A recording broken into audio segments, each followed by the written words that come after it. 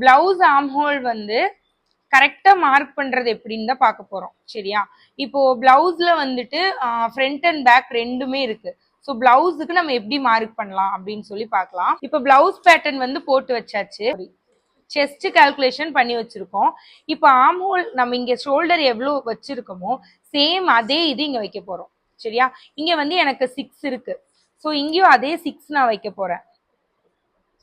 இதுக்கப்புறமா இது ரெண்டையும் நம்ம ஜாயின் பண்ணிடலாம். இதுக்கப்புறம் இது வந்து இங்க ஷோல்டர் 6 பிளஸ் இதுவும் 6 நம்ம வச்சிருக்கோம். இப்போ நம்ம வெளியே கொண்டு போறோம் அப்படின்னா அது வந்து பேக் ஆர்ம் ஹோல். ஓகேவா? இப்போ நம்ம உள்ள கொண்டு வரோம் அப்படின்னா அது ஃப்ரண்ட் ஆர்ம் ஹோல். ஸோ வெளியே போறது பேக்கு, உள்ள கொண்டு வர்றது ஃப்ரண்ட். இப்போ வெளியே கொண்டு போக போறோம். பேக் ஆர்ம் ஹோலுக்கு வந்து ஒரு 1/2 இன்ச்சு விட்டுக்கோங்க. ஸோ இது மாதிரி கிராஸா நீங்க பண்ணும்போது தான் உங்களுக்கு கரெக்டா வரும்.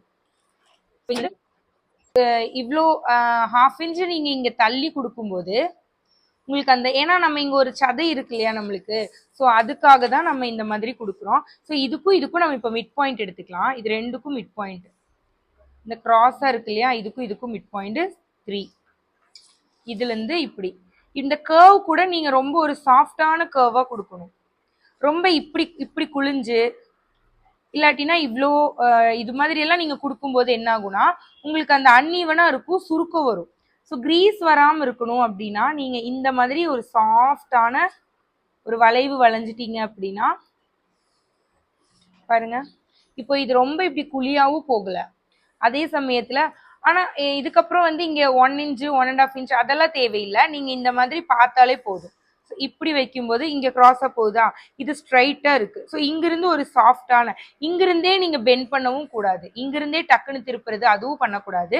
இந்த மாதிரி பண்ணிக்கோங்க. இதுக்கப்புறமா இது வந்து நம்ம ஆக்சுவலா ஃபர்ஸ்ட் போட்ட கோடு, இதுல இருந்து 1/4 இன்ச்சஸ் நீங்க உள்ள தள்ளிக்கோங்க. ஸோ இது வந்து பேக் ஆர்ம் ஹோல். இப்போ நான் எடுக்க போறது front arm hole. So front arm ஹோலுக்கும் அதே மாதிரி ஒரு கிராஸ் லைன் தெரியுதா, இது வெளியே போகணும், இது உள்ள வரணும். ஓகேவா? இப்போ இது ரெண்டுக்கும் மிட் பாயிண்ட் எடுத்துக்கலாம். மிட் பாயிண்ட் எடுத்துட்டு இப்போ இது ரெண்டும் நம்ம மார்க் பண்ணலாம். இதுவும் அதே மாதிரி தான். இங்க பாருங்க, ஒரு சாஃப்டான கர்வா திரும்புற மாதிரி, ரொம்ப உள்ளேயும் வரக்கூடாது.